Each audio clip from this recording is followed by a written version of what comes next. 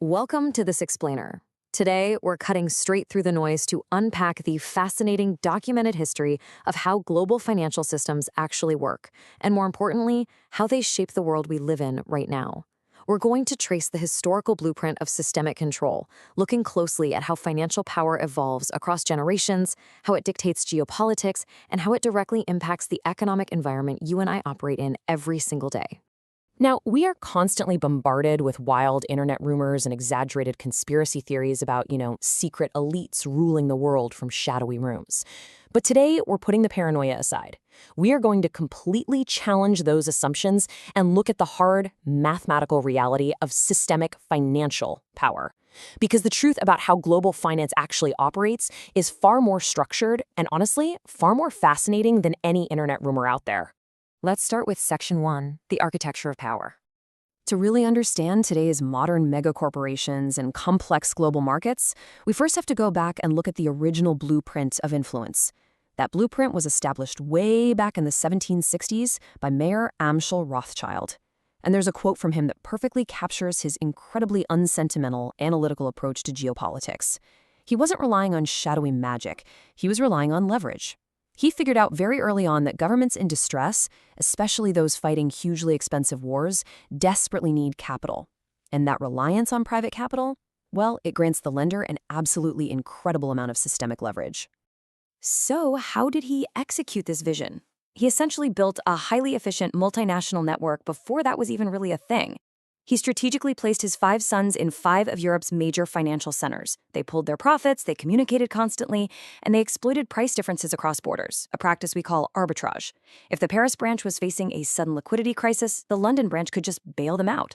The main takeaway here is that they architected a communications and distribution network that was literally stronger and more resilient than any single nation's economy. Which brings us to Section 2, information as a weapon. Stripping away all the conspiracy theories, their actual weapon wasn't manipulation, it was information. They had developed a private courier and shipping network that was completely unrivaled at the time. During the Napoleonic Wars, they actually used this network to smuggle gold and supply coin right across war-torn Europe. And this is where it gets really incredible. In 1815, this private network delivered the news of the British victory at the Battle of Waterloo to Nathan Rothschild in London a full day before the government's own official messengers arrived. A full day. That unbelievable speed gave them information ahead of their peers, letting them make highly calculated bets on the domestic economy. And the result of having that intelligence was just staggering. Knowing the war was won, Nathan Rothschild calculated that the sudden peace would eventually cause British government bonds to bounce back. So he bought up the bond market while prices were bottomed out. He essentially waited out a 2-year post-war stabilization period, and then he sold on the crest of the bounce. The result? A staggering 40% profit.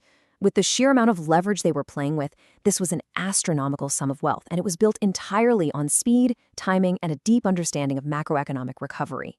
Moving on to Section 3, monopolizing the global infrastructure. Because wealth's derived from government bonds and war subsidies, that's really just the beginning. The family realized early on that controlling the physical arteries of nations was just as critical as financing the nations themselves. You see, an empire built solely on paper debt is actually pretty vulnerable. So as the Industrial Revolution really kicked into gear, they heavily financed the massive transnational railway networks across Europe. They weren't just moving money anymore.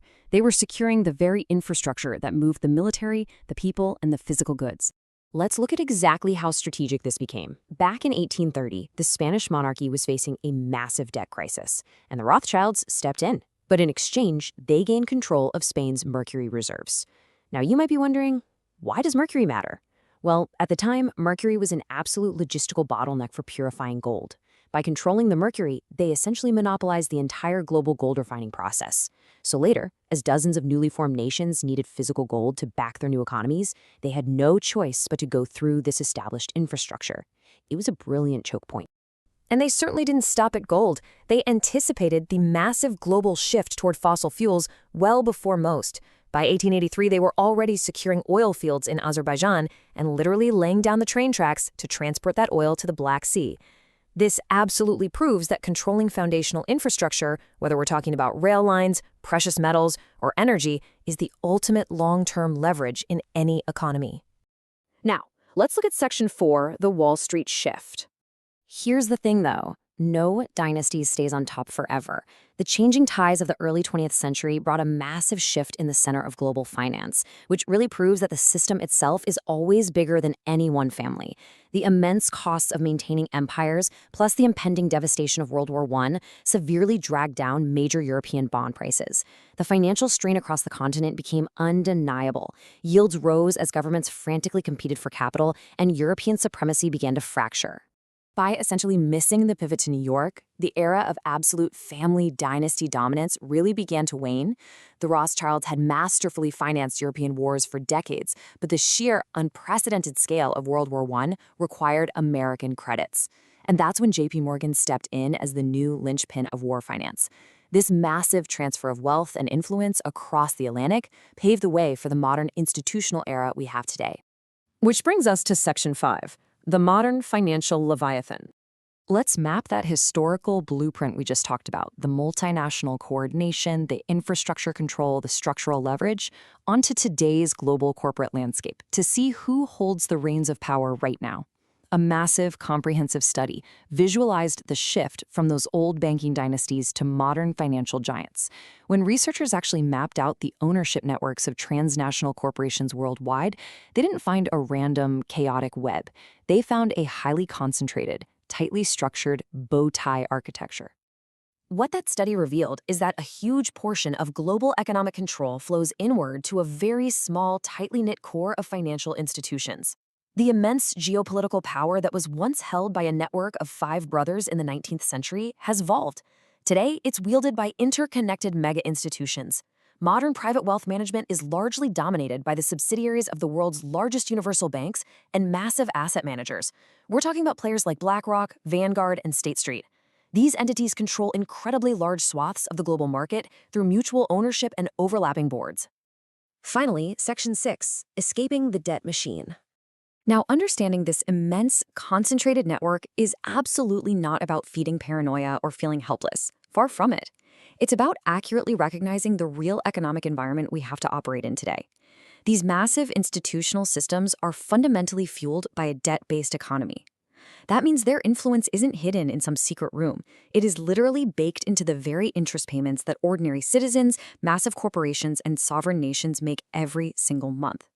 When an economy runs on debt, whoever controls the issuance and management of that debt inevitably shapes the direction of society. And this is exactly why genuine financial literacy matters so much more than obsessing over invisible elites. The historical reality is that highly structured financial systems, driven by data, leverage, and hard infrastructure, are the true forces at play. Understanding how these systems actually work, how debt operates, how assets are controlled, and how inflation impacts your purchasing power, that is the only real form of modern independence. So, as we wrap up this explainer, I want to leave you with this final vital thought. We live in a world built on debt and institutional leverage. Knowing how this game has been played for the last 250 years, what steps will you take today to avoid destructive debt and start building your own lasting, real independence?